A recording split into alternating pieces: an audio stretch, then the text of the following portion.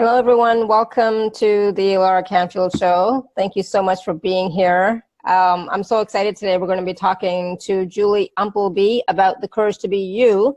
And this is the first time that Julie is on our show, whether it's the Laura Canfield Show or Awaken to Happiness Now. But it's the first time, and I'm excited because I always love talking to brand new people, and especially since she's working with diamonds and diamond energy, and I'm all about diamonds, it seems like recently, the past year or so.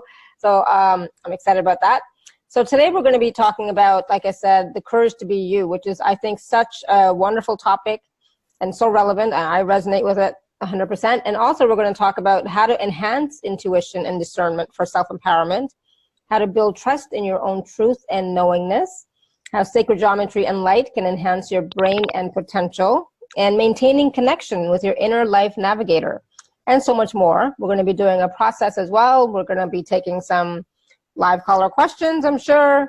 And, you know, so just get comfortable, get ready, and we're going to get started. So for those of you who don't know Julie, because you may not, because who knows? I didn't know Julie until like a couple of months ago. So Julie is a futurist, a scientist, a mystic, a spiritual guide, and alchemist who works multidimensionally to bring you into deeper alignment with your soul essence. She's the founder of Diamond Light World.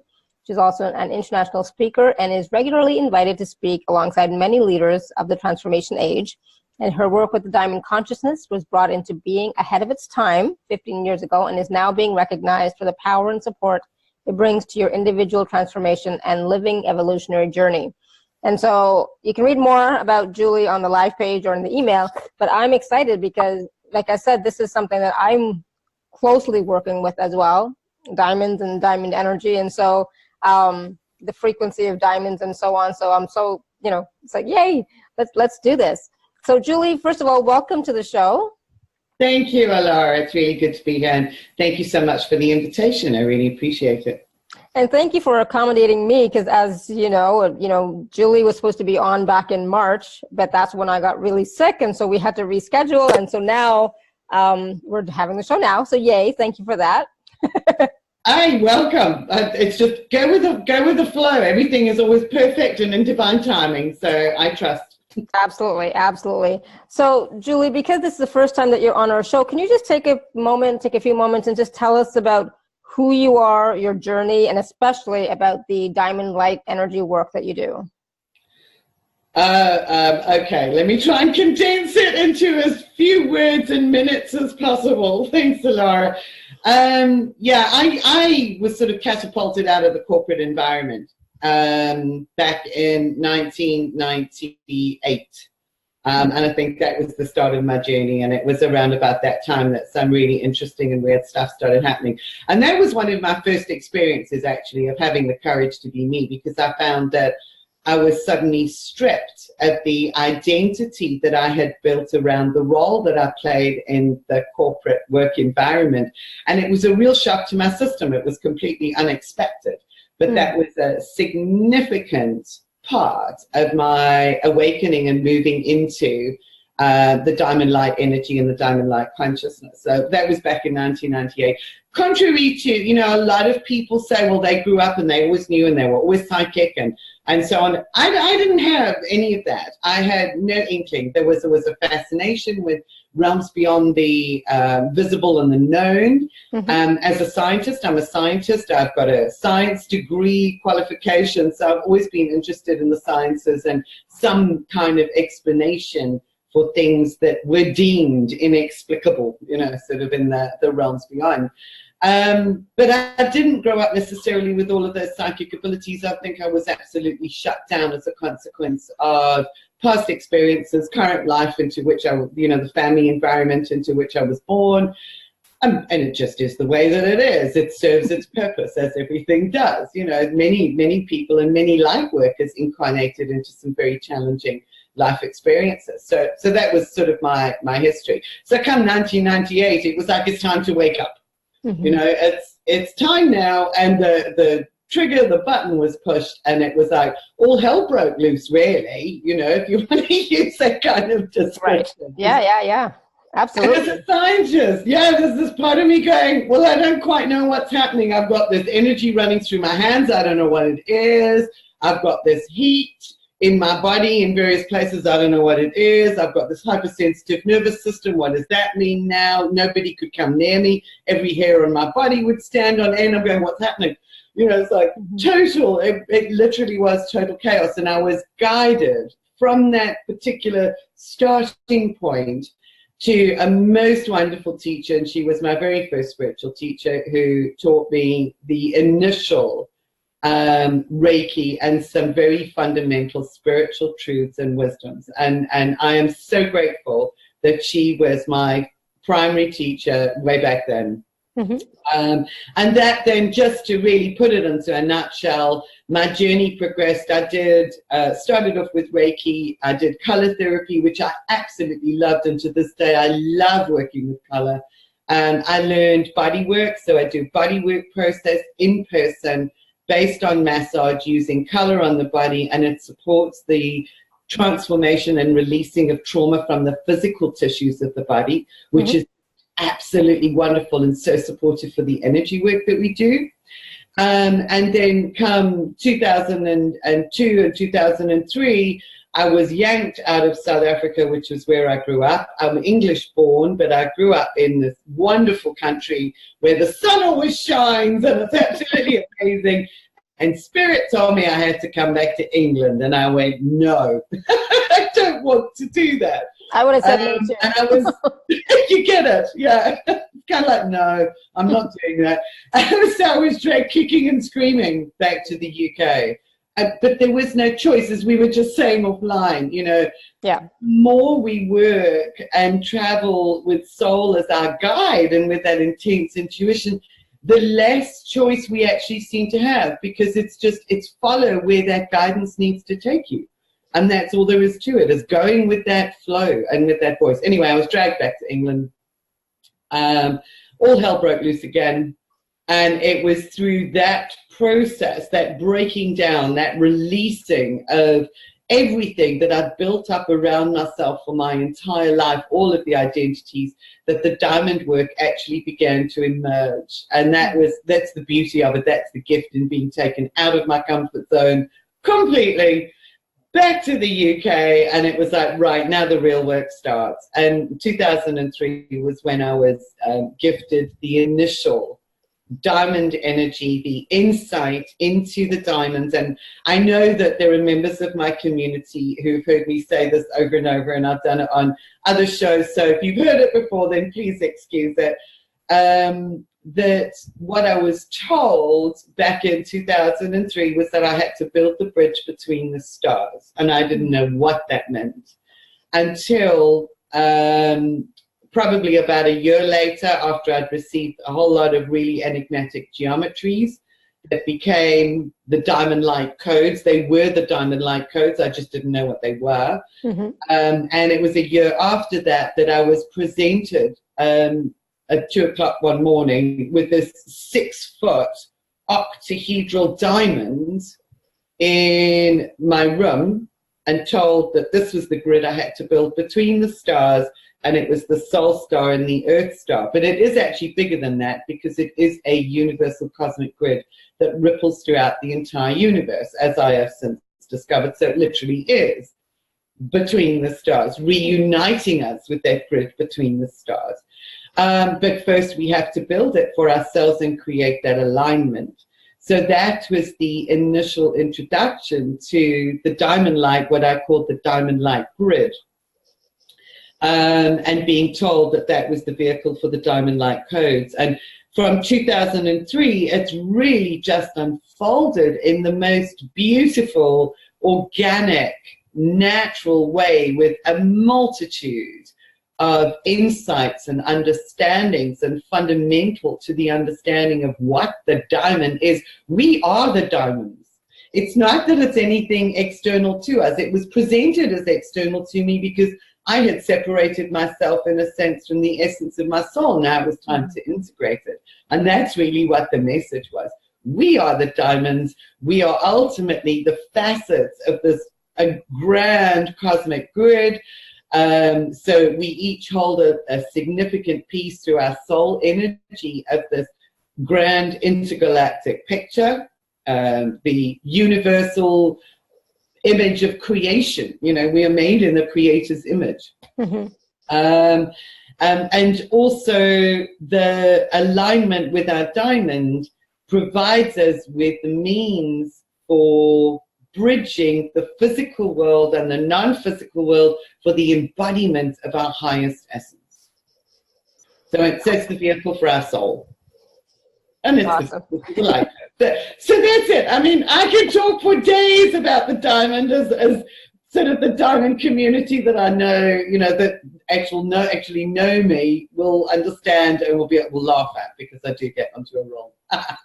No, that's awesome. And thank you for that. Because, you know, there may be people, you know, online with us watching now or watching later who are not familiar with the diamond energy, the diamond light energy, or any of your work. So thank you for sharing that with us. Thank you. Thank you. So today we're talking about the courage to be you, right? Yeah. And like I said, that is such a relevant topic, and especially nowadays, even more so, because it does take a lot of courage, a lot of strength, a lot of perseverance, a lot of having faith even to be you right now, right? Absolutely. In a nutshell, that kind of just encompasses it. So, okay, so what else can I actually say about that? So there's the courage to be you. One of the most fundamental teachings that has reverberated with me and stayed with me throughout the years is this understanding that we learn about who we are by understanding who we are not. And we become who we are by letting go of everything that we are not. Mm-hmm. So it actually becomes a lifelong journey. And that's where, you know, a lot of the shadow work and everything else gets done, because that's understanding who we are not. Those shadows and everything else, they've become manifestations of our sensory experiences through the body and through embodiment. Mm-hmm. But it's not the truth of who we are. The truth of who we are lies beyond that. So we have to have the courage to actually face into all of those shadow aspects, every single way in which we have identified ourselves with our physical environment and with our sensory experiences, so that we can move beyond that into the stillness and the core of the essence of what our soul and spirit actually is. So in a nutshell.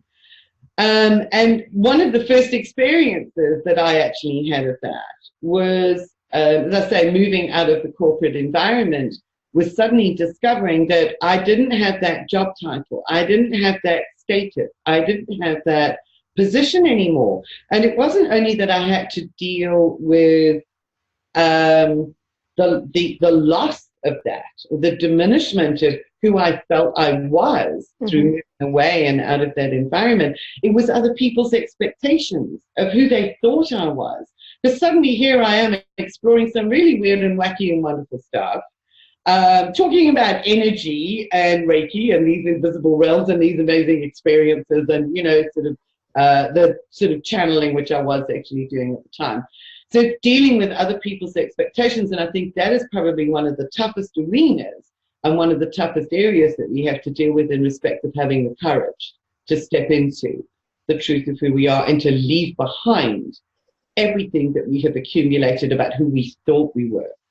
So that was my first experience of it, and that was massive adjustment. And I discovered it was many years later. This is an ongoing process of uncovering, of unfolding, of allowing. One of my keywords in everything I do is surrender. Let go. Let go of everything that you thought you were. And in the letting go is an incredible vulnerability. And I also say that it takes great courage to be vulnerable. Absolutely. And to be visible in that vulnerability. But many years later, after that initial experience as well, it really quite surprised me, because I've done a lot of work. I've done a lot of diamond work and a lot of exploration. And I had, when I left South Africa to come back to the UK, I had taken this huge house that I had, a beautiful home. I put everything into storage because my idea was that I was going to bring it all to England, all my baggage, all my stuff. I was going to bring it all to England. I was going to find a house in England and I was going to bring all my stuff. Well, I had a shock because the house sizes in England would never have accommodated the stuff that I had anyway. However, because everything fell apart, I couldn't afford to get it to England once I landed here. Mm-hmm. So for years, I was like paying storage, and eventually got to the point where I couldn't pay storage anymore.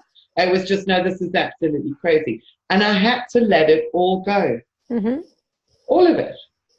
And it was at that point, years later, when I realized how attached I had become to, and how much of my identity was still tied up with all of this stuff that I had around me. Now, it's something that we don't really think about is our attachment to things, you know, and we very proudly often proclaim that we have no attachment, you know, to all of those, until we're faced with a situation that rips the rug out from under our feet. And then we get to examine all of those attachments. And having the rug pulled out from under our feet as well is also leaves us in a place of incredible vulnerability. And it requires an incredible amount of courage to find your feet again, to stand up and to carry on. Because in a lot of the teachings that are actually out there, there is somehow this perception or this understanding that's propagated that we should always be happy and positive. And that have a certain image and persona. That's exactly it, the image that we present. And that if everything is going well in our life, then we are successful, spiritually successful. Yes. And it's a misnomer. And that is how we actually judge, you know, so that those are the perceptions that we have. So to sometimes go against the grain and go, it doesn't matter what it looks like, it's all okay. You know, it takes incredible strength of character.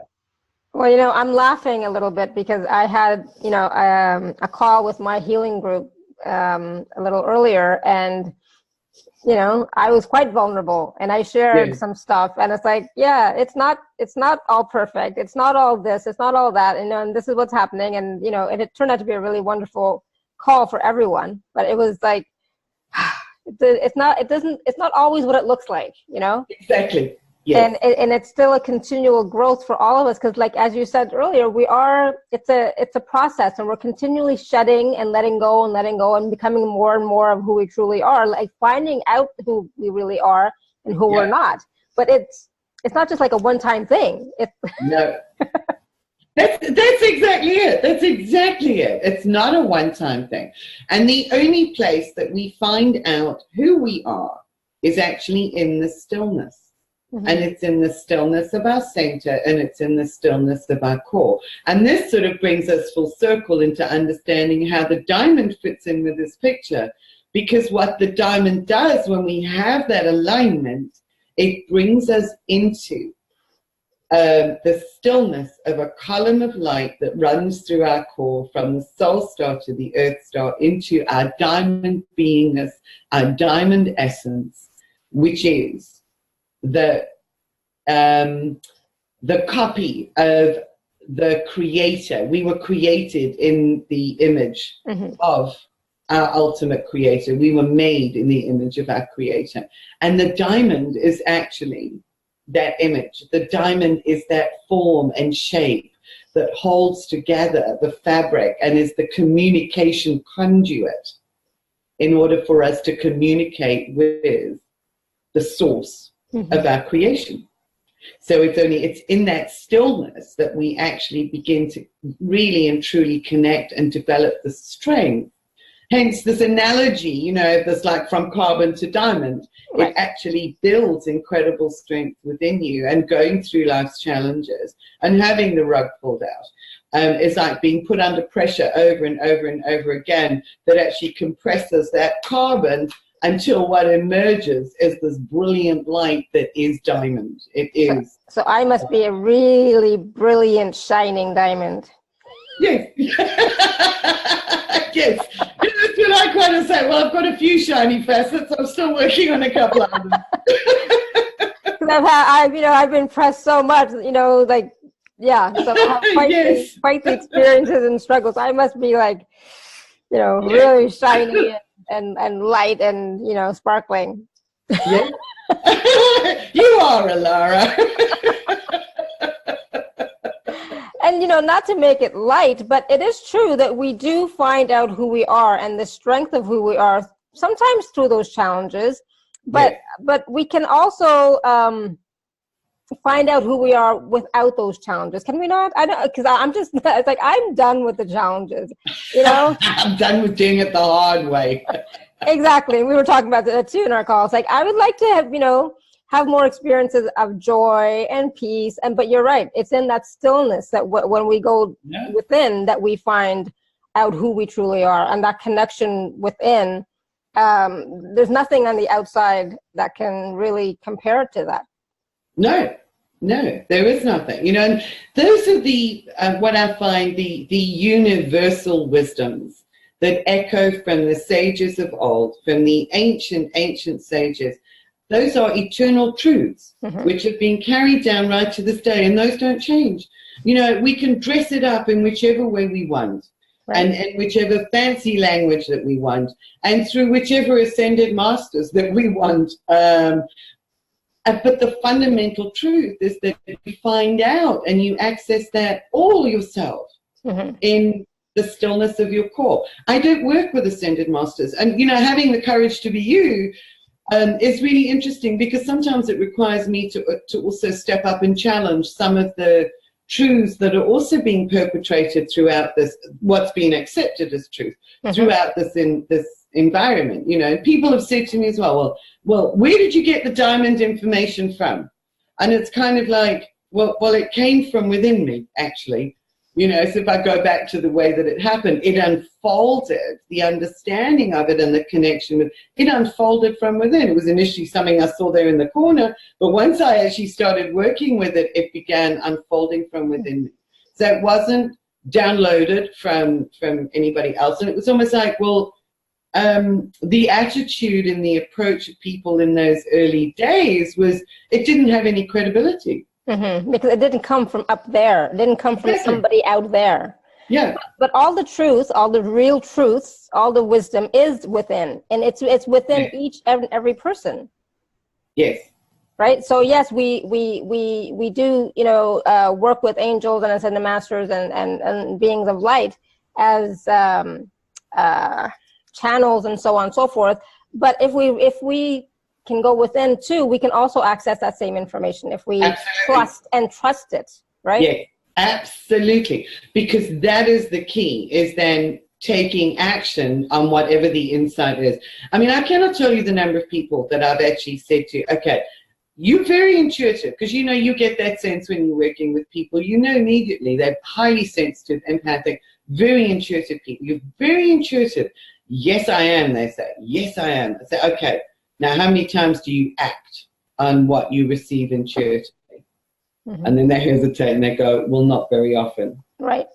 Okay. And yet they'll say they trust their intuition. And I mean, if you really, really trust it, then you will act on it. No matter what things look like. And that is having the ultimate faith and trust in what you are getting from your core, in that voice that actually emerges from within. And that takes courage, because it takes courage to take a step in the direction that might not sort of fall in line with somebody else's ideas of where they think you should be going. Exactly. And that's what I've done in the past, is I followed my intuition, going against everybody and everything, and going against logical reasoning, and followed my truth and my heart and what, you know, was calling me. And it you know, that's why I'm here. Yes, exactly. Right? Yes. But when you trust that, it is magical. And we say it's magical because it seems different. Yes. But how, you know, what would it be like if that could be normal? Like that, this is the new normal, following your intuition, following your heart, following your knowing. Yes. And the thing is that connecting in with your diamond, creating and building and embodying that structure and activating all of those spaces within you that form part of this fractal grid pattern enhances your intuitive ability and helps to build that trust. So it's actually through diamond. And then you see miracles. You know, and they might not be miracles the way that you expect them to happen. We know, you know, I mean, that's sort of like fundamental. Things don't appear the way that we actually think they're going to. Yeah. But yeah, the miracles actually happen. And I mean, I've got a wonderful story, if you actually don't mind, about things not being the way that they appear. Is that I actually was renting a little place in the UK some years ago, and the landlady was coming back because her contract away from home had finished. So I got notice while I was away helping my mom, who was ill, so I wasn't even at home. And I got notice that I had to move at the end of the month. So I knew I was only going to be back for 2 weeks. I was going to have to pack up the house and get out, find a new place to go. And I just didn't know how I was going to do it. I was exhausted. I was perimenopausal, so there was an awful lot going on. Helping out my mom. I still had an elderly dog. And I just thought, I don't know what. I went back, started packing, looked around at a couple of places. And I thought I could go into absolute panic mode here and just go for the first place that I find. And something inside of me was saying, no, it's not right. Don't do it. And it was somebody who offered me a place to stay rent-free, actually. Mm-hmm. And it was like, don't do it. Everything within me was saying, don't do it. So technically, comes the end of the 2 weeks, I made myself homeless. I didn't have a home. Right. I phoned a friend in an absolute panic, and I said to her, okay, I've got 2 weeks left and I don't know what to do. She said, put it all in storage. There we go again. Put it all in storage. You've got a roof over your head at my house. You've got a roof over your head at your mum's for a couple of weeks. It'll give you the breathing space. I said, okay, good idea. I'll do that. Doesn't matter. I'm homeless. So I did exactly that. And, you know, there was a series of events on the day I moved out, which took me to a meeting place with a woman who placed an order for some products from me. And at that meeting place was a friend I had not seen for, I don't know, a year.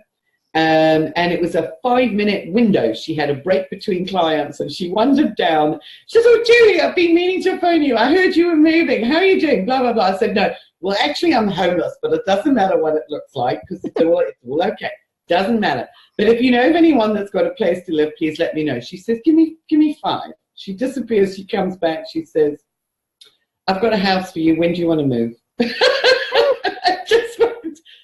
There was an absolute miracle. Yeah. You know, and it was just, once I'd made that decision, I just relaxed and went with the flow and said, it doesn't matter what it looks like. And there again, you know, we need to examine this, having the courage to be ourselves. Mm-hmm. We need to examine where we also get really concerned about the image and the projections that we actually have in our day-to-day life. And those concerns, because it doesn't matter what that looks like. Beyond that is the realm of miracles. Mm-hmm. Beyond Absolutely. The caring about what others may think. So yeah, there's a huge amount that I actually wrote down as some notes in respect of all of this. And as usual, you know what happens, it's kind of like we go off on different tangents so that we can actually discuss some of the other stuff and stories and what have you. So excuse me. Yeah. No, that's okay. It's all good. But you know, I know we did talk about enhancing your intuition and discernment, right? And yes. And that's with being connected to yes. the diamond light energies, right? Yes. You being within the diamond, you are the diamond, and going. You are the diamond. Yeah, absolutely. Creating that grid, that personal grid of light to interpenetrate and work with your physical body enhances the receptivity of your inner voice, because the diamond is very special. And of course, this is something that I've actually spent years doing, so I can pull together all of the understanding in the various programs that I've done. The shape of the octahedron is the perfect antenna and receiver. So it actually amplifies signal output and it amplifies signal input. So when you get all of your biological resonators, all of the elements of your body aligned and resonating within the structure of that geometric form, you literally do enhance your ability to receive that information through the grids and receive it into your being. Whether you hear it, whether you see it, whether you sense it, whichever way it is that you connect with your inner guidance, the diamond actually amplifies it by virtue of its shape. of that geometry.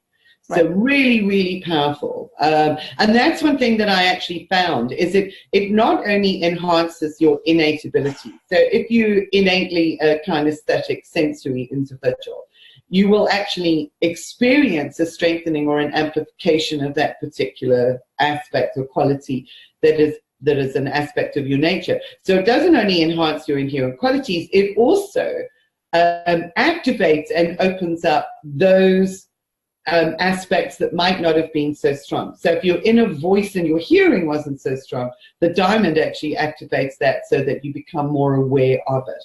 And that was literally my experience, because I've always been visual kinesthetic, and it was the audio input that became really strong once I started strengthening and working with the diamond alignment.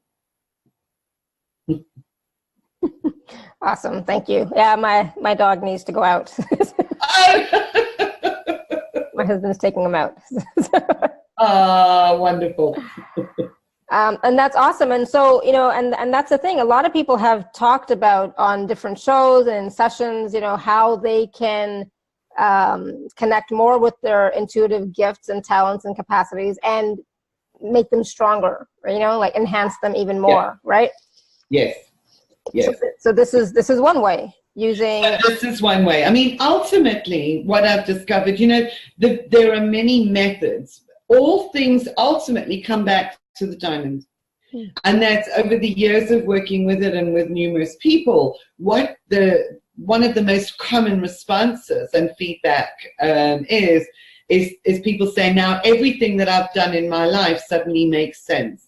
It all comes together and it hangs in the diamond, and that's because it is the universal grid or matrix. It's what you might want to term. People talk about paradise grids or whatever.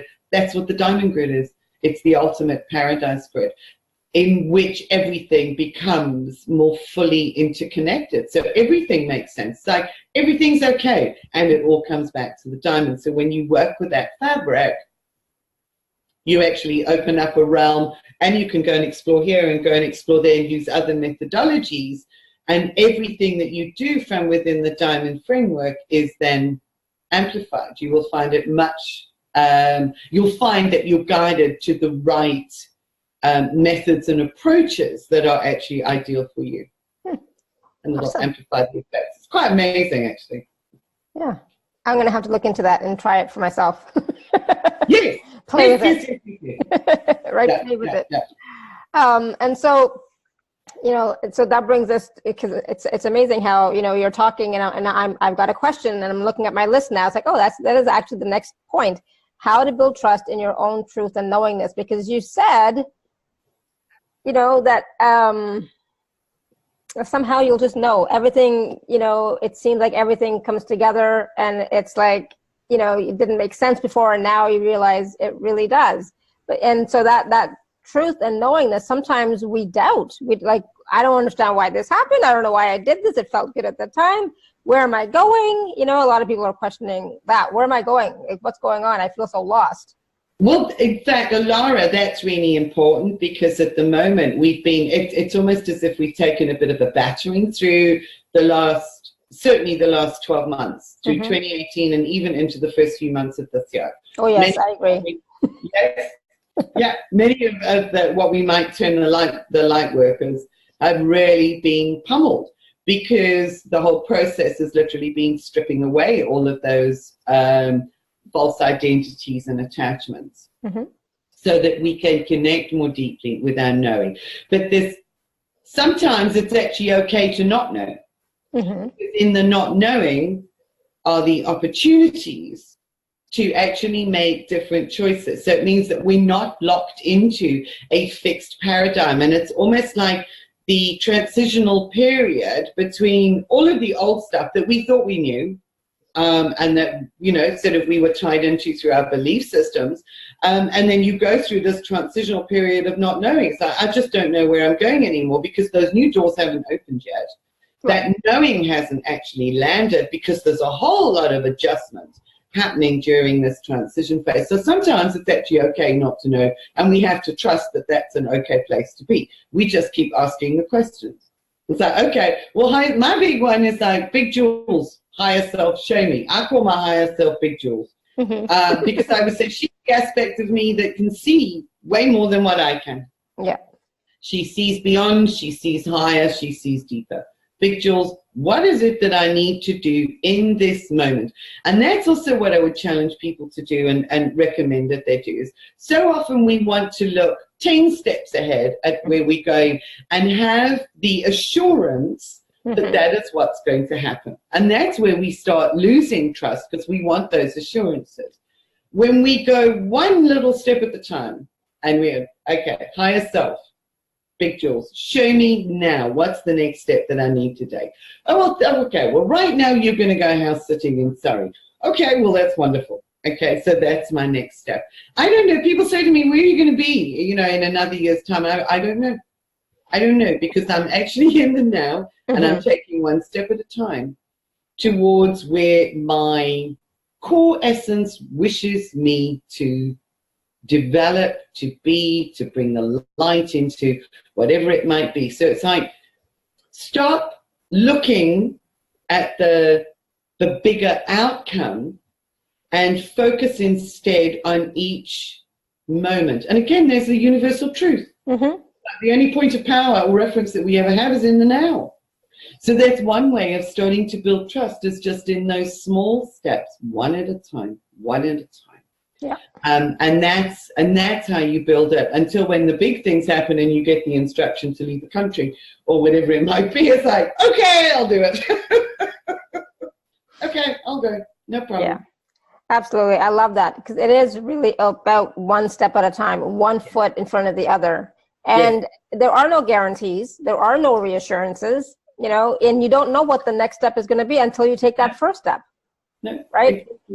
And so, and this is about being in the flow and being in our truth, and just being in the flow, and continuing to ask questions of ourselves. Okay, what else? For me, the questions are always, okay, so what would be fun now? You know, like, what do you want to do now? Yeah, that's a good right? one.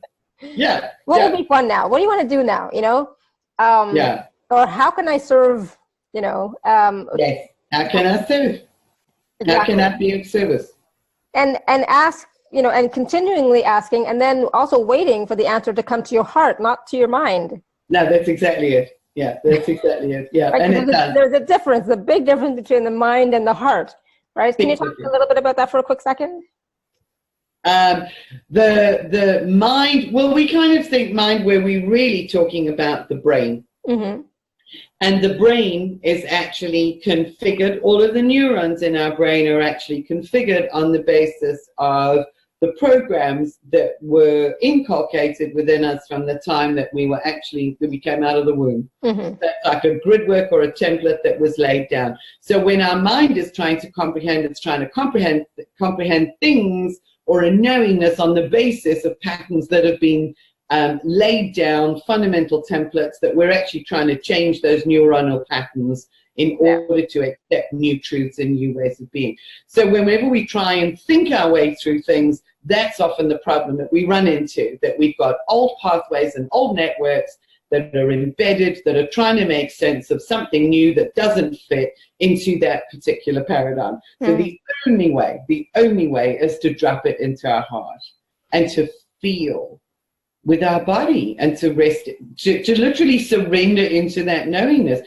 And, you know, surrender is not a passive process. Surrendering is an active process, because it requires us to listen, to trust, and to take action on whatever the insights are that have been given, and to flow in the direction that we're guided. Yeah, it's a very active process. I know I always felt that surrender was like giving up. And so it was like a death, you know, kind of, you know? Yes. And that's why, and a dying. And so I guess that's why I never liked it. Because I was like, what's really interesting is that it is giving up in a sense. It's giving up on trying to figure things out from that limited perspective of our brain and our brain's capacity. Because that's one of my favorite things, and I think that's when I've had so many breakthroughs, is actually when I go, my back's against the wall, okay, I give up. higher self, what is it you want me to do? And then rest and allow the knowingness to drop into the heart. Just exactly what we were saying a moment ago. And yeah, that's truly been, a lot of my friends actually know that. But that's the way I had to learn, was back against the wall, you know, have you given up yet? All right, I surrender.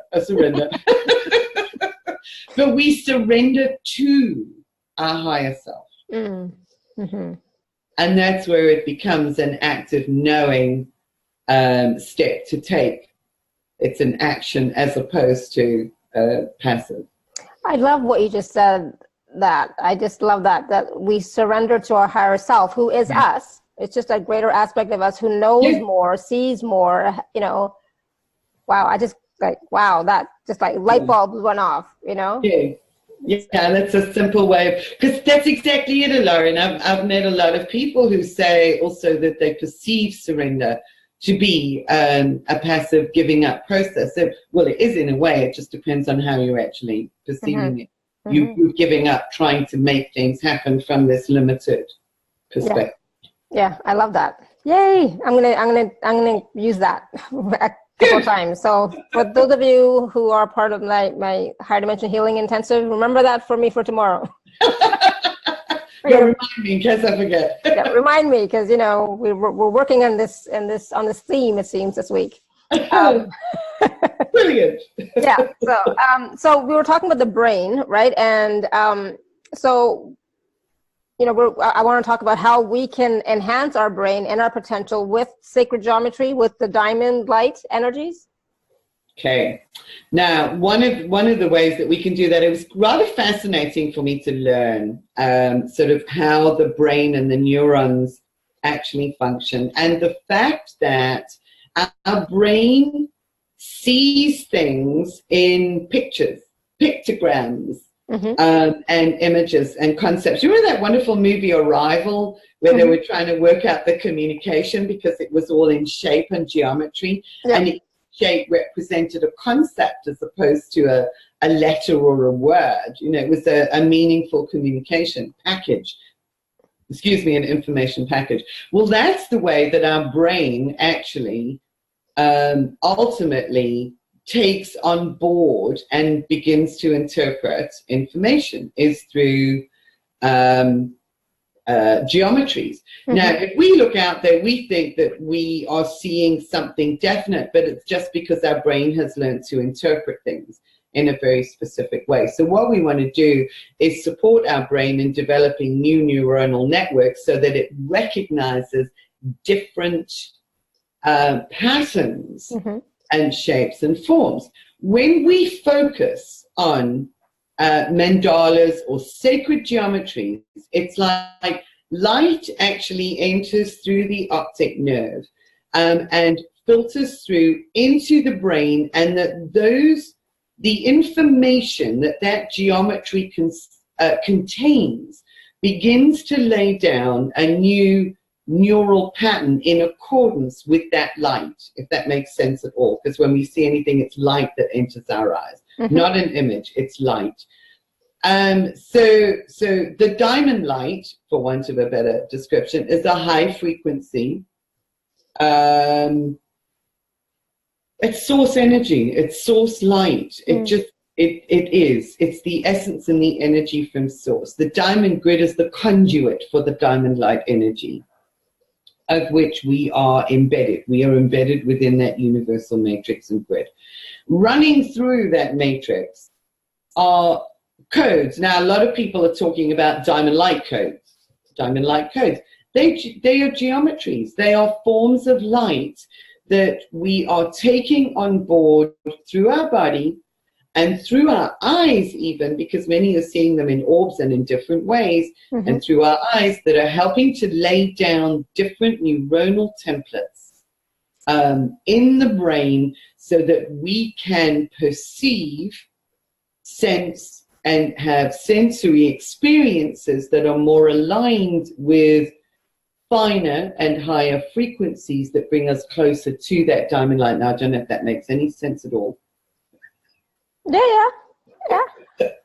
But focusing on geometry is actually focusing on light, because the light that is encoded in that pattern is actually filtered through the optic nerve into the brain, and it directs the growth of the neural tissue in our brain, so that we can perceive differently. So we expand our beingness through actually focusing on geometries. And that's what I advise people to do with the diamond light codes. One of the ways is use them as a waking meditation, because that helps to embed the information that that code carries about our evolving consciousness. I mean, our brain is actually wired into our body as well through the nerve network. So whatever it is that's being perceived here is then chemically translated into our body and has an effect on the cells of our body. So, and vice versa. So we take in energy through our body, the information is then interpreted by the brain. So we're working both ways with this. So when we focus on the diamond light codes, that light is actually entering through our visual senses. What people have experienced with them as well is if they stand on the code, the energy of the code enters their body through their feet. Or they can sit on it and it enters through their skin. And that then begins to change the cellular configuration and the chemical responses from the cells of our body, which in turn gives you an experience of something unfamiliar, which begins the process of changing the neural network. So you've got this dual effect. Does that make sense? I love it. Yeah. And, it just makes me more conscious of, what am I looking at? Right? Yeah.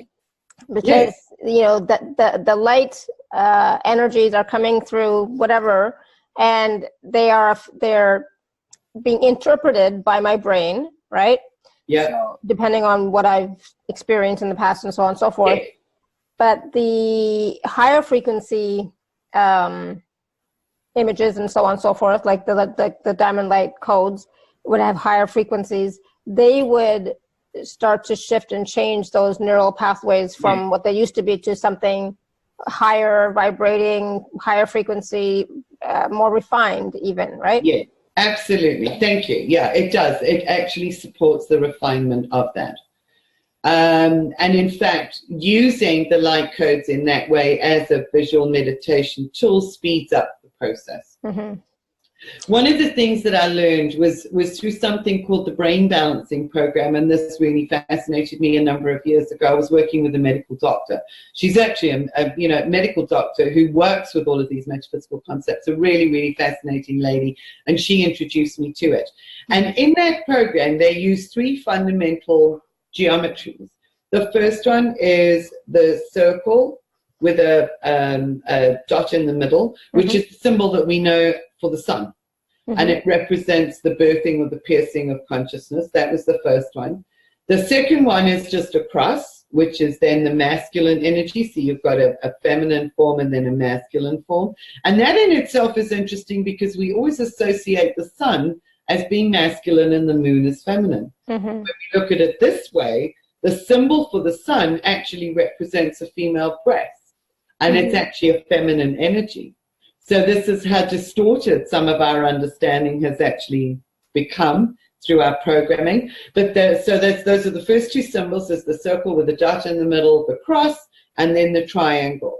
And through focusing on these 3 particular symbols on a daily basis, in a specific sequence for a set period of time, that restores the brain's patterning to default. So it starts undoing all of the old conditioning that has become set in the way that the neurons of the brain have been encoded. So that was where I actually started learning about the development of consciousness and the importance of those 3 symbols. And that's a whole story all on its own.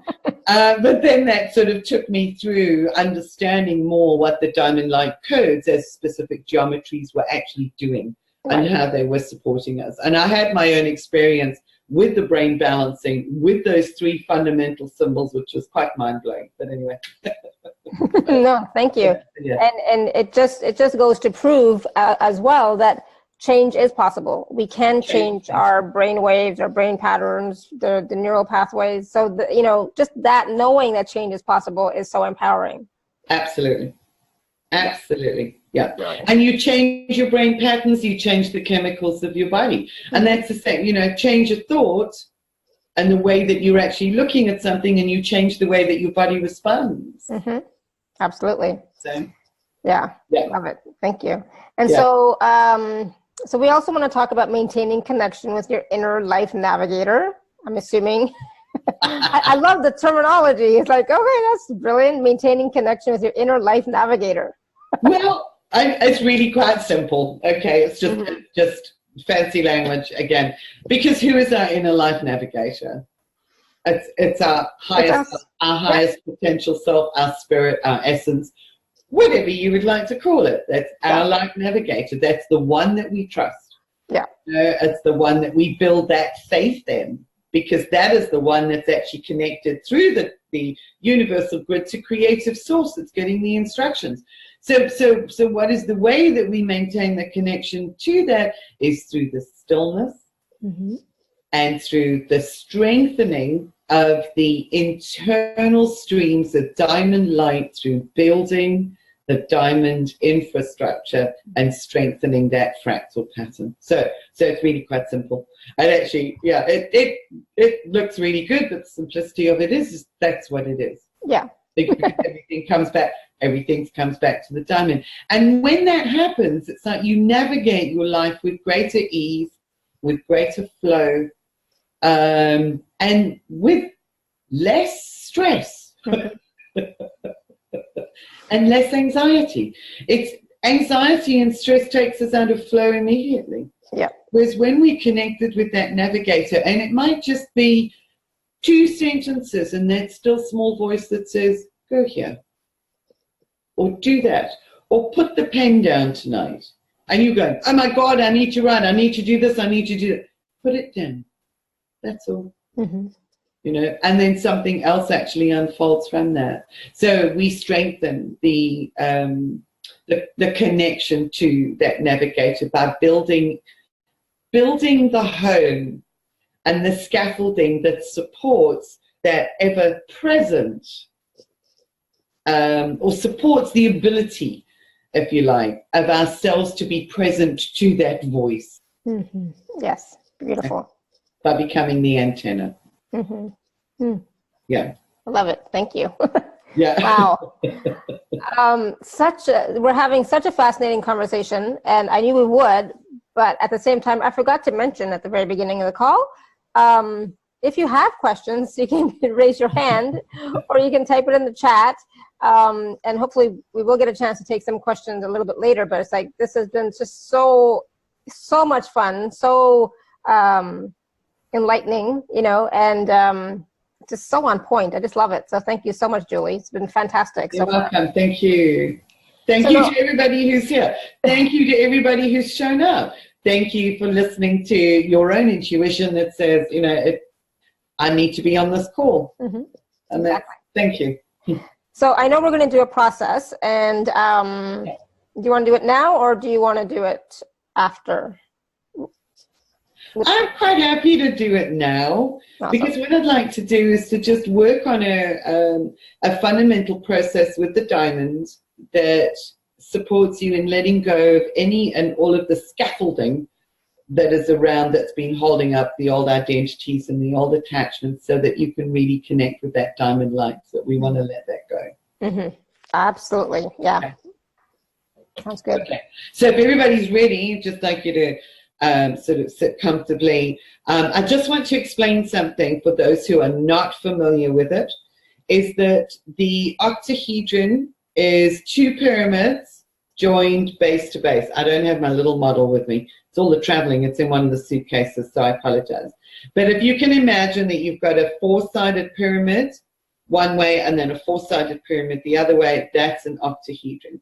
Your personal diamond extends from your soul star, which is an external energy center above your head, down to the earth star below your feet, equidistant on either side, and the very center of those 2 pyramids connects and aligns with your physical body in line with the base of your spine.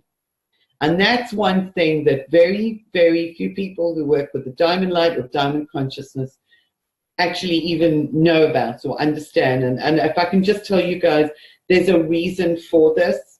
The base of your spine is known as the sacrum or the sacred bone, the holy bone. It is the seat of the energy rising that we know of as Kundalini, the sacred fire. The shape of the pyramid is actually such that when energy is drawn into that particular configuration, it accumulates 1/3 of the way up the heights of the pyramid. And if you take the distance from the back, and I didn't know this at the time, I did something on total trust. Higher self said to me, this is where it needs to be, and I kind of went, I don't understand it, but I'm going to trust it. Took 2 years before I actually got the information and insight. But the distance from the base of your spine to your soul star, 1/3 of the way up is your heart. So what happens is the energy actually accumulates and builds in your heart, which, as we were saying earlier, is the seat of knowingness. So your diamond centers on the base of your spine, and as such, then amplifies your heart essence. So I just needed to share that with you guys before doing the process. So I hope that makes sense. Yes, thank you. Thank you. Thank you. Okay, so I'd like you to just, I'm going to close my eyes too. I'd like you to just close your eyes and be comfortable, and just begin by taking a deep breath in. Focusing all of your attention on your breathing as you breathe in and out. That's all you need to do for the moment. And by focusing on your breath, you are indeed surrendering to the flow of the essence of the eternal creative source breathed in into your body all the way down to your toes and out. You're surrendering to the very essence and source of life itself. And as you begin to relax and ease into the flow of your breath, you become aware that you are not in and of itself doing the breathing in so much as you are being breathed. For you are being breathed into being in every moment by the creative source. So deep breath in. And allow yourself to be breathed.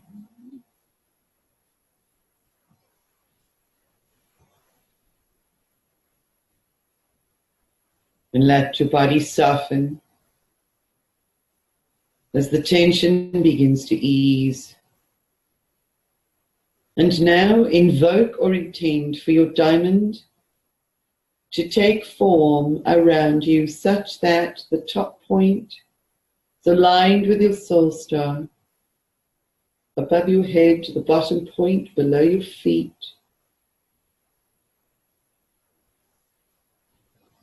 And the very center sits at the base of your spine, and you can see fibers of light emanating from the base of your spine in all directions, holding you stable within the strength of this sacred form. And the light pours down from your soul star, your conduit into the universal grids, source grids, paradise grids, unity grids, the grids of life.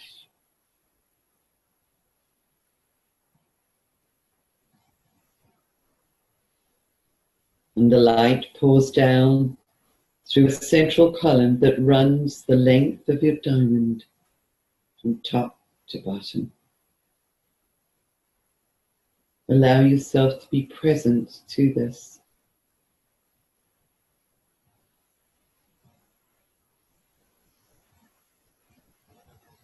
Be aware of your consciousness expanding, of your inner vision becoming clearer and more refined as this light runs through you. And then as you cast your vision out from within this inner sacred space, you see or become aware that the old scaffolding around you, the old matrix beliefs about who you are expected to be, what you thought life wanted of you or from you, your identities and roles in life that may have been and still are aspects and attachments that prevent you from fully realizing the truth of your core. Just be aware and take your eyes around as you notice where this old scaffolding is still in place, connected to the fabric of your being, where it is holding you up.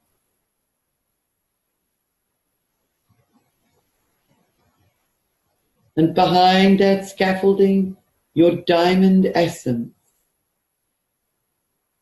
strengthens and grows, ready to be released,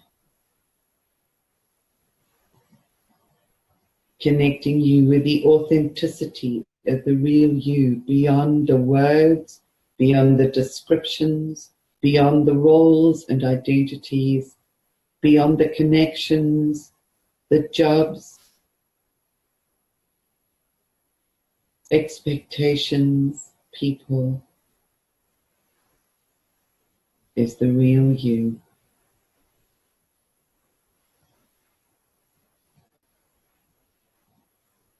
And as you look out upon this old scaffolding, you realize that so much of this is no longer needed.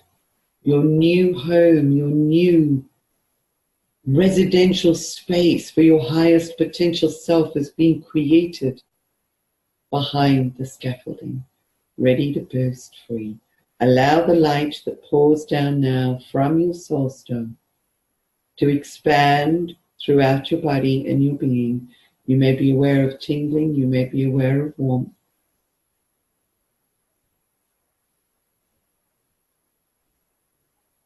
Just allow whatever is being experienced to be experienced. And allow the light to expand with each breath that you take, with each breath that is being breathed through you, so that your blood cells and your blood are pumped full of the light of your core, so that your nerves are ignited with the light from your core. The neurons in your brain come alive as they begin to reconfigure with the light from your diamond essence. Your bones are permeated with the light from your core. And the light emanates out, and the strength of it begins to dismantle the scaffolding that you have held up around you for so long. Notice which aspects of your life, your old way of being, are dismantled as the light pushes out from within, or flows out from within.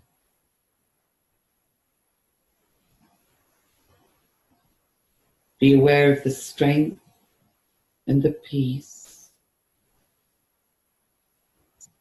of the stillness and the power in the light that is emanating from your core, your diamond light, your reason for being.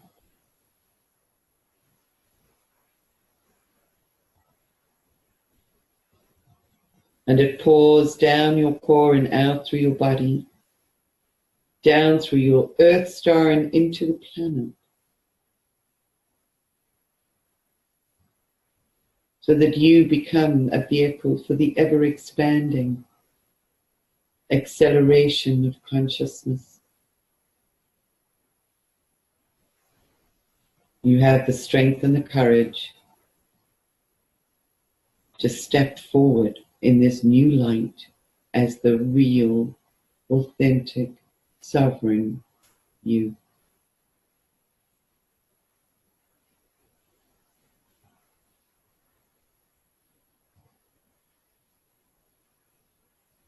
And the light simply permeates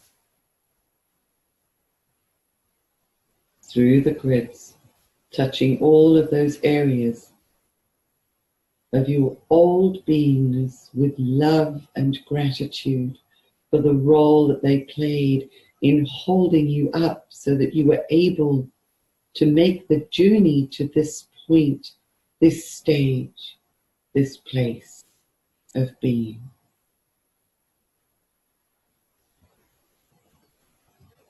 And with the love, all that scaffolding simply begins to dissolve, for it is no longer needed.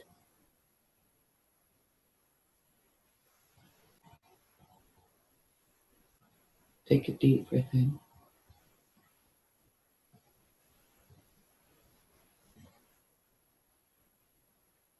And out. Allow yourself to simply rest into this place. There is no need to disconnect from it, for it is you. It is the eternal you. Take a deep breath. And just simply allow yourself to gradually resurface back into waking consciousness.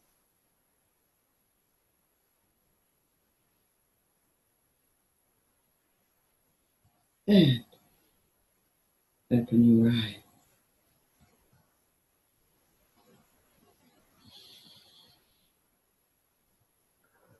Do I have to come back?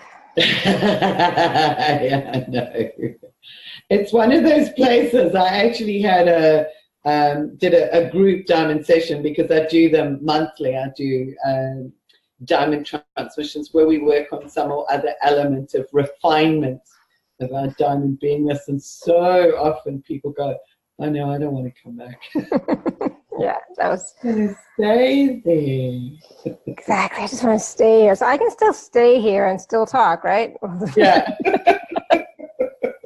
We'll try that.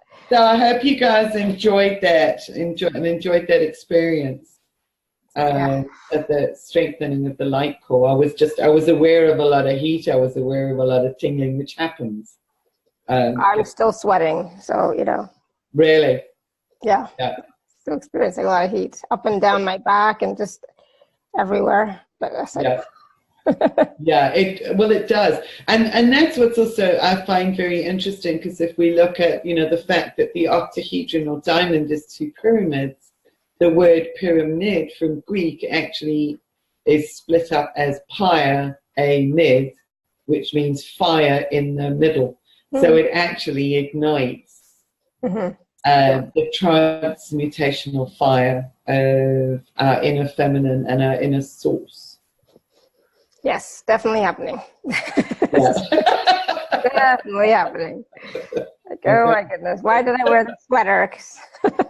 Some people I must just mention at this point as well, because it does happen now and again with certain people that their first experience with the diamond is an audible one where they actually are aware of a click as it slides into place in the right configuration. And now I had the click that happened with me in the very beginning, which was how I knew, and I could feel it. I was actually very, very aware of it, anchoring at the base of the spine. And since then, every now and again, I get people coming up to me if I don't mention it, and they're like, something really, really weird happened. Before you even started the process, you just mentioned diamond, and I heard and felt the click. I'm kind of going, oh, okay, I'm so glad you mentioned it. So just for anybody that may experience something weird, it's okay. It's actually quite normal. It's just anchoring. Well, Linnell says, yes, the click is quite clear. So yes to the click. Anne said, thank you, Julie. The scaffolding disappeared in pixels. Oh, wonderful. And Caroline says, wow, resonating within myself. Yes, heat, tingles, feelings of falling. Very yummy. And Lisa was saying it was beautiful. And I think, Laura, did you want to say something? I see you're unmuted. Maybe you're unmuted by accident.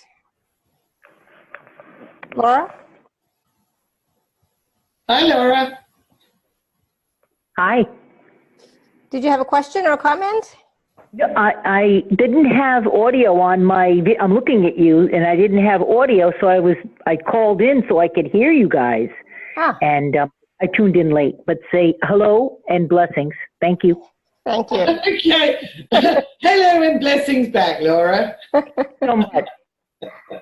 And so somebody else, so Anne is saying, I'm not sure what this means, Anne, but it says, sorry, disappeared. My click happened in my past life. I know, Anne. Yeah, it's a bit of a standing joke because she said, I haven't clicked. And then she says, no, I definitely clicked with the diamond, which means that was embedded. Anne has been a member of the diamond community for about 10 years. Mm-hmm. I think it's the same, Anne, if that's right. Yeah, you can just put a thumbs up, Anne. So she says, I clicked in a past life. That's cute. And Julie says that she was driving, so she couldn't close her eyes. But she says, I got kind of angry and then released, then super hot, you know. Wow.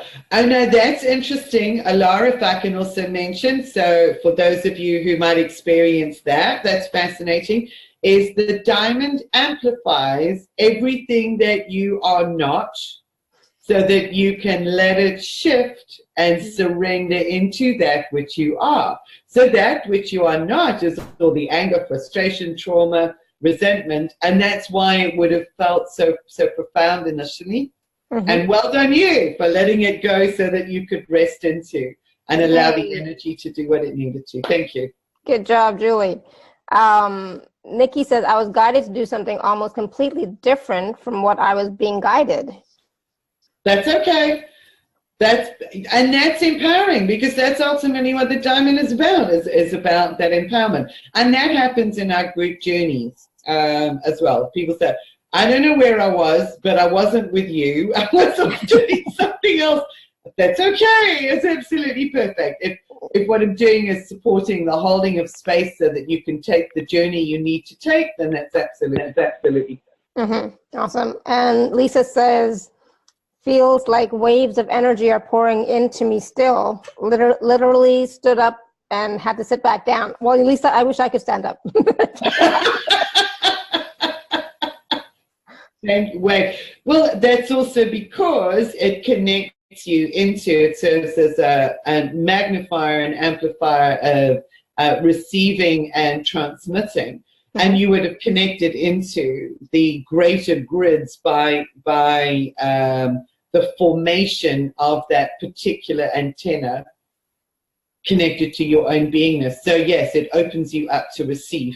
Now, I would also say to people, another thing is, be cautious about working with this too late at night until you become accustomed and attuned to the energy. Okay. Because if you work with it late at night, it can actually become overwhelming and prevent you from resting and getting enough sleep until your body has adjusted and attuned. So luckily for most of these people, it's afternoon. It's afternoon, yeah, they're fine. For us, it's a little bit later, but that's okay because we're night owls anyways. Yes. So Angela says that she said, I got quite sleepy and felt severe pain in my ankles. Okay. That's really interesting because the ankles represent trust and moving forward in life. So what I would also suggest is that it's amplified that, it's asking you, and your higher self is asking you to take a look at areas in your life where you may be afraid of moving forward, where there is a lack of trust or faith in the process, where you may be anchored or weighted down with something. So I would suggest that you actually have a look at those. It's just an alert. That's all it is. Mm-hmm. It's kind of like saying, hey, something to take notice of here. And that can also happen while transmutation is happening, because the diamond light frequencies begin the process of transmutation also. Cool. So speaking of the ankles, so I find I'm constantly not turning my ankle or rolling my ankle, but like cracking my ankle all the time. It's like I need to like constantly move them. Is it because they get just like stuck or tight or whatever? I don't even know the word for that. Oh, it could be because the ankles really keep us in the flow. Yeah. So when they get stuck, it actually prevents the flow. And it's also linked with the knees. The knees are linked to the heart.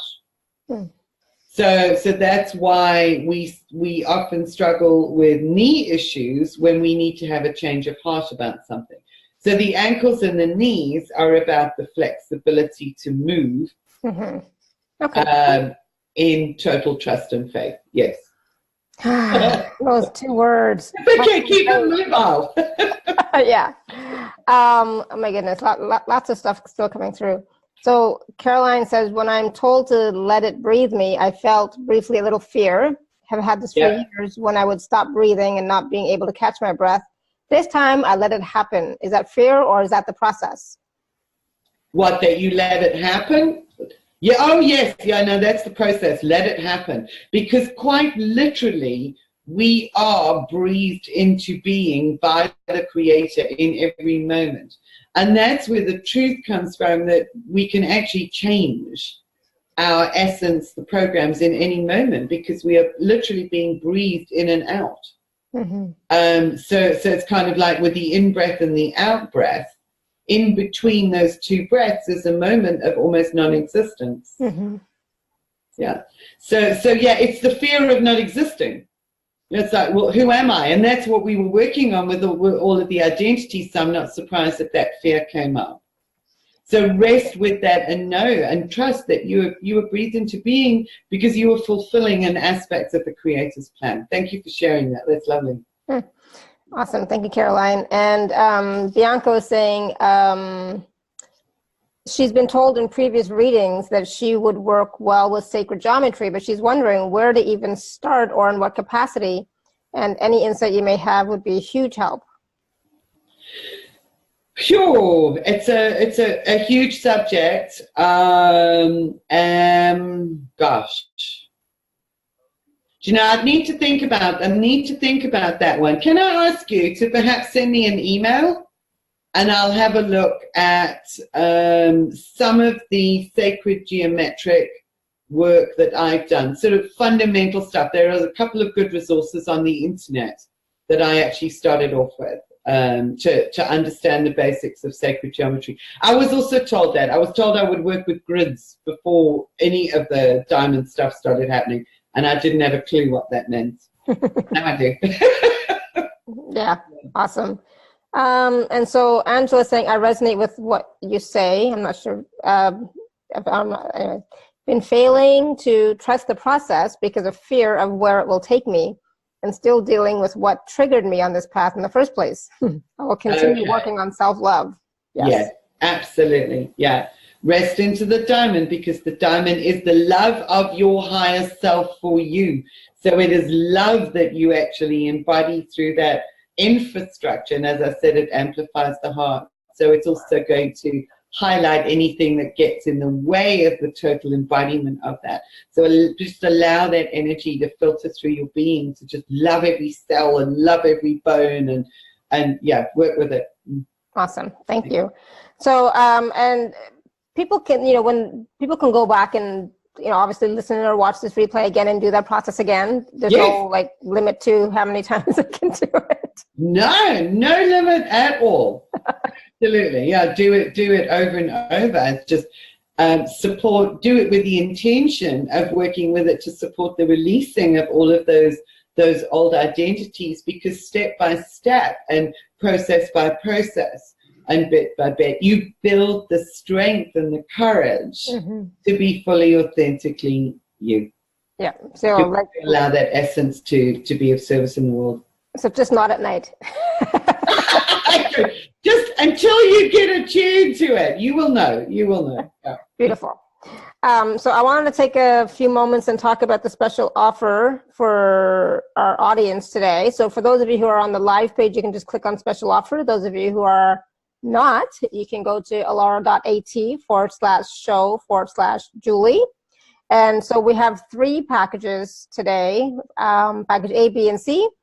So Julie, can you talk about the Diamond Template Activations and the Diamond Alchemy Program?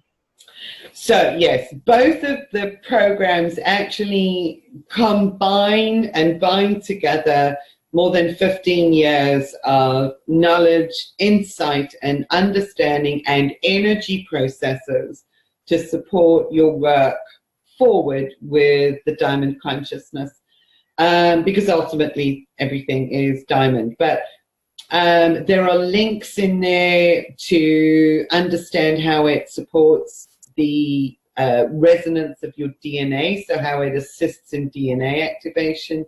There are processes and insights in the packages that support the alchemization and the dissolving of old redundant patterning, so we let go of all of the like we've just done now as a mini process, but a more extensive process. We work down at the DNA level.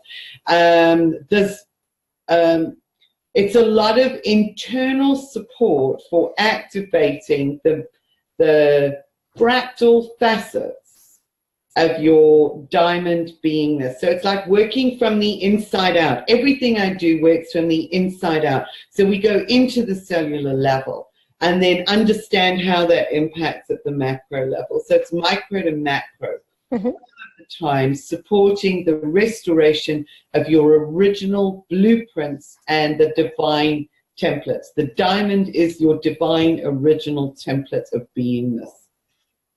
So the program itself gives you all of the understanding of that, how it links with your biology, how it links with the magnetite in your brain, how it links with your DNA, how it links with your blood cells. I talk about the some of the misnomers in the field at the moment, like we're moving from carbon to crystalline.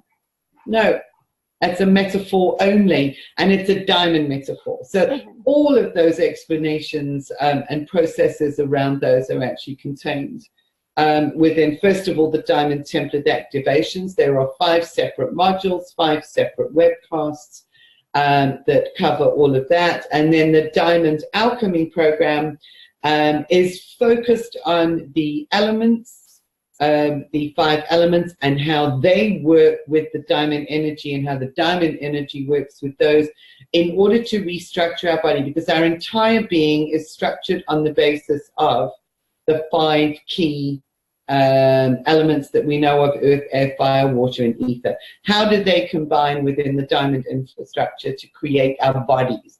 So we work with that. We work with the restructuring and alchemization of our bodies, and work with the sacred marriage, what we call the sacred marriage, which is the unification of feminine and masculine, because the diamond itself supports that unification, transcending those polarities. All polarities, so we're looking at addressing and balancing those polarities so that we can actually transcend and yet hold them. So there's so much in those packages, guys. It's 15 years worth of experience, of knowledge, of energy work. There are also some wonderful, wonderful bonuses in the Diamond Alchemy program. There is a bonus called the Sacred Mirrors program, which really gets us to look very, very deeply at the mirrors and reflections in our lives, how they play out and how we can actually work with them, and then we can use the diamond and the diamond processes to support the clearing of that. So there's that. There are also some emotional purification processes in the diamond template activations, as well as some inner child work.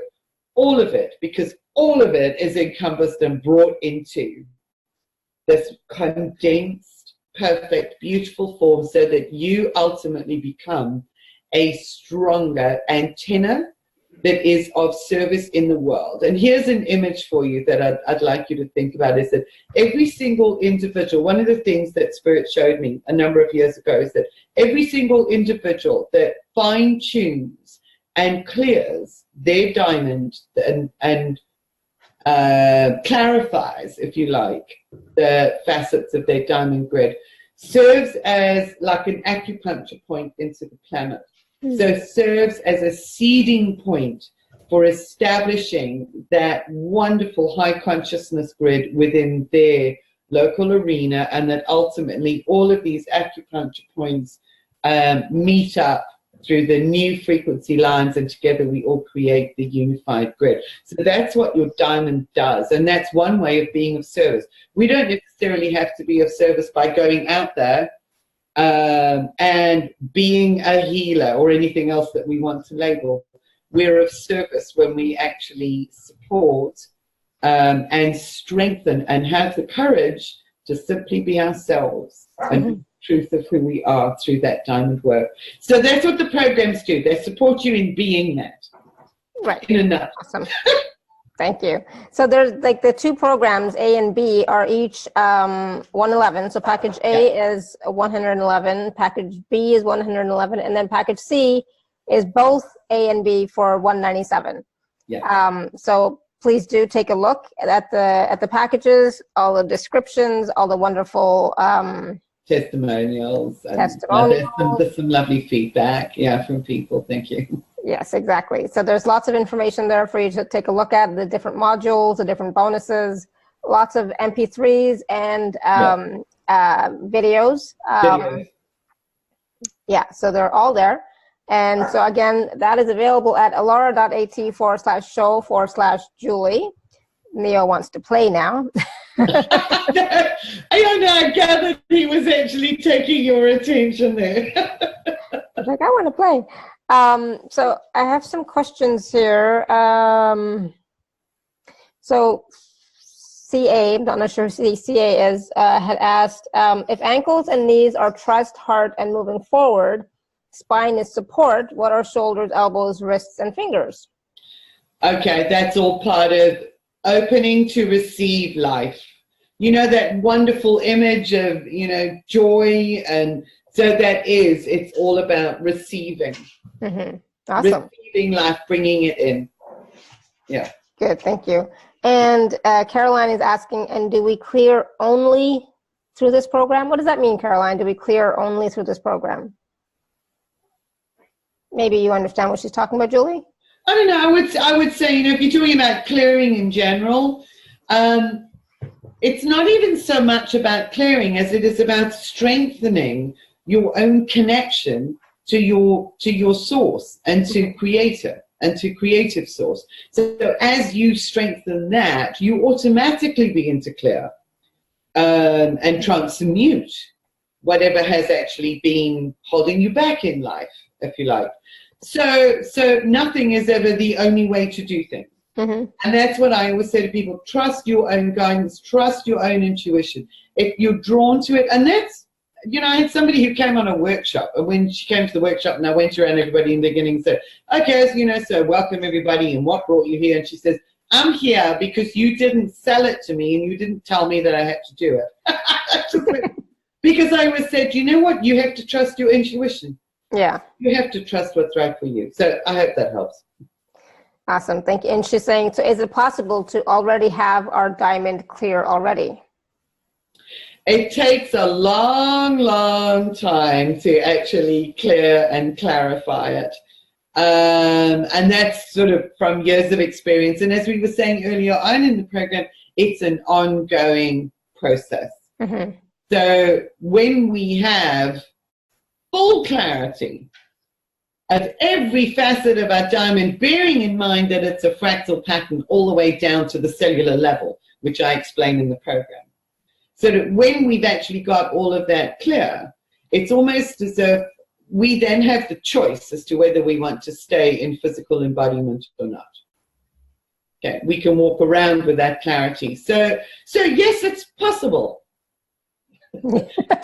These energies and these frequencies are relatively new upon the planet. They're part and parcel of what you might term the ninth wave frequencies, and I don't know if you're familiar with those from the Tolkien and the Mayan calendar stories. They're part of that. They haven't been on the planet for long enough for us to be in complete embodiment with those frequencies at the moment, and our circuitry is it's changing all the time to accommodate. Awesome, thank you. And so, yeah, so Caroline has been, commenting. She said, nope, not clear. Does that mean I'm not clear or you're not clear? She's not clear. She knows she's not clear. Yeah. So, Marianne, did you have a question? Because you're unmuted. I'm going to assume that's a no. Okay. All right.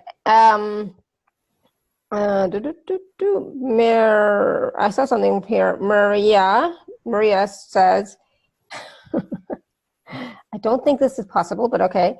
Please clear what is needed to create my soul calling as a fire woman. Do I have a frequency? Do I have the frequency now to create my healing gifts?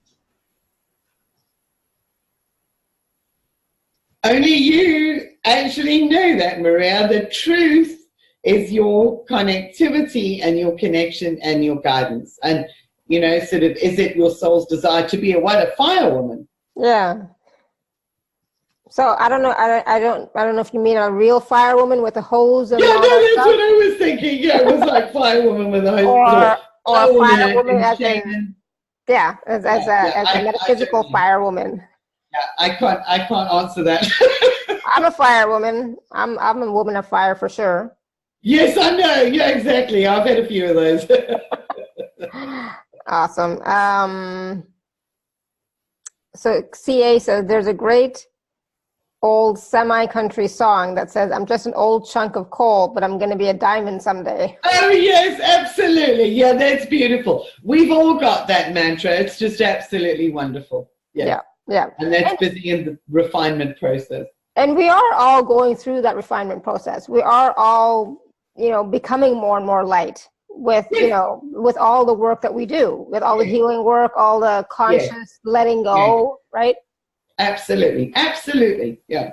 And, talking about the diamond in nowhere diminishes everything that everybody has actually been doing. What it's just saying is that here you have an infrastructure and a support mechanism that will accelerate and catalyze and expand upon everything that you've actually been doing and bring it into a cohesive whole, because it's our journey to wholeness. So in the programs, in the packages, you go through this process again of creating your diamond grid, right? Everything that I do is within the diamond. Okay, so everything is, yes, that's your fundamental diamond structure. So that you can start envisaging, on a daily basis. As you sit down, you rest, and you actually intend it, and you create it around you in that configuration. That's the starting point.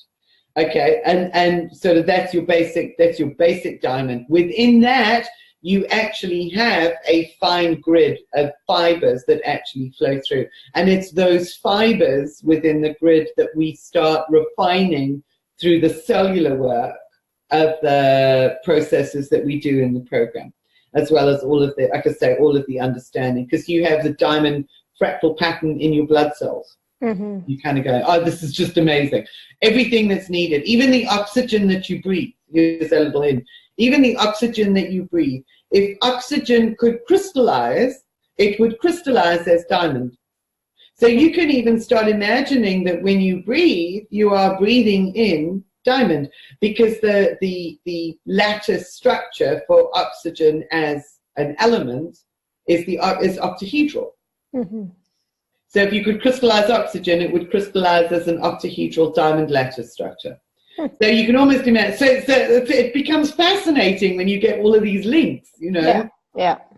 So now blueprints there. For me, it just makes sense. Like, okay, so this is why I, last year I started incorporating diamonds, energy into all my healing work as well. So it's like, Yes, absolutely.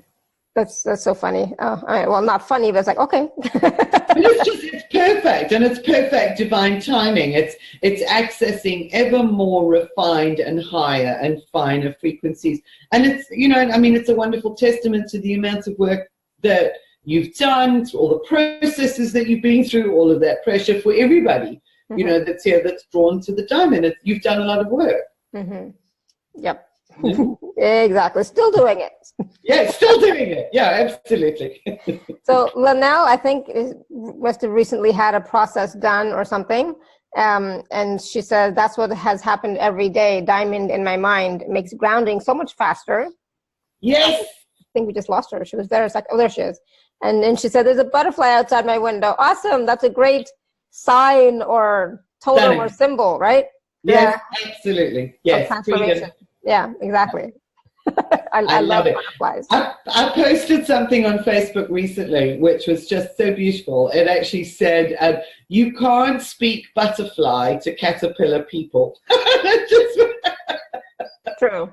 I thought, that's just so lovely. But it's also to remember that before the caterpillar becomes a butterfly, it goes through this soup where it's just a bunch of molecules that it has no idea, and it feels like death. So it's the fear. We are the imaginal cells that hold the blueprints for the emerging new human that is fully shining with that diamond light, emitting, receiving and transmitting that diamond light. So yes, that butterfly is hugely, hugely significant. Beautiful. And so there are times when we feel like we're in the chrysalis, Yes, that's it. And that's that transition at the moment where you kind of go, well, I don't know what I'm going to be. Yeah. I don't know who I am anymore because all of that's changed. And we might go through this a couple of times, and each time we emerge as a different form. And that's what we're going through at the moment. There's another refinement process happening right now. Mm-hmm. And that, too, takes courage to be you. Yes. Yes, During it that does. Transformational process, this transformative, all the energies on the planet, everything that we're thinking and feeling and going through, and all the changes that we're having right now, that takes courage because, Yeah, absolutely. And it's also the courage to say, well, I don't know. Yeah. Like somebody asked a question, I don't know. Yeah. And it's okay to say, I don't know what's going on. I don't know what I'm going to be doing. I don't know. Yeah, I don't know where I'm going to be. Yeah. I don't know. Yeah. And then, and at the same time, be patient and continue to connect within, continue to connect to your higher self, to your essence, your core, and continue to strengthen that connection. Yeah. And ask questions. Say, okay, I don't know what's going on, but can you tell me when it's time? When something is going to come up. Can you let me know, right? Yeah, absolutely. I mean, that's it. My conversation is always, it's constant with my higher self. It's, okay, give me a hint. Give me a sign. Give me a hint. Yeah. Just a little one. Yeah. Or a big one. Yeah. I'll take a big one, but yeah. And that's the thing. And then trusting in that process too, right? Trusting that the universe, your higher self, has your back, right? And is here to support you. And that is key. And I think that's one of the beautiful gifts of the diamond. Is to actually get into that space of being, maybe a little bit more serious and reverent for a minute. But that is the beauty and the gift of it, is that when you anchor that, that you are then connected to a matrix of light that is the fabric of the universe and the fabric of creation. And Creator has your back. Your higher self has your back, always. Mm-hmm. And as I attested to today in my calls, like, you have to reach out, you have to connect, call on, ask, absolutely, and to even get the answers, or even to sometimes feel that connection, feel that support, feel that guidance. Yeah, I love it. So joy is love. I love your joy, Julie, Caroline says. Oh, that's lovely. Thank you. And 2 kinds of butterflies now, Linnell says. Awesome. That's stunning. Mm-hmm. I love it. That means that anything is possible. Like, could be this, could be that, whatever it is that's going to manifest. Be open to whatever. Exciting. Exactly. It is an exciting time.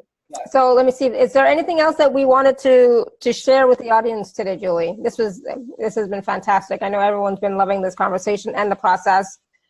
Is there anything else you'd like to I've had such fun. Yeah, I've loved it. Thank you, Alara. Do you know, I wrote something down earlier, and I just think it might be really lovely to share, because this to me is the essence of what the diamond brings us. And it's the words and the wisdom of Lao Tzu.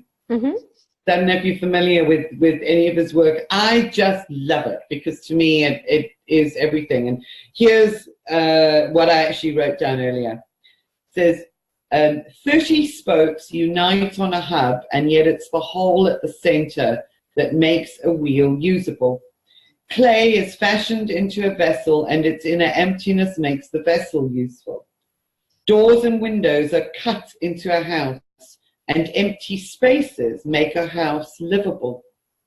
Tangible things mark gain, but emptiness is the essential.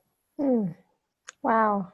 And that to me is, when we create that diamond essence, is we are emptying ourselves out. When we have the courage to be ourselves, we let go of all of that scaffolding. We let go of all of those identities, and we empty ourselves out in order to be filled up with something that is more bountiful, more beautiful, more abundant than we could possibly even imagine, and that is beyond words. But it's in that emptiness, and that's the surrender. Mm-hmm. And having the courage to surrender to being the truth of who we are.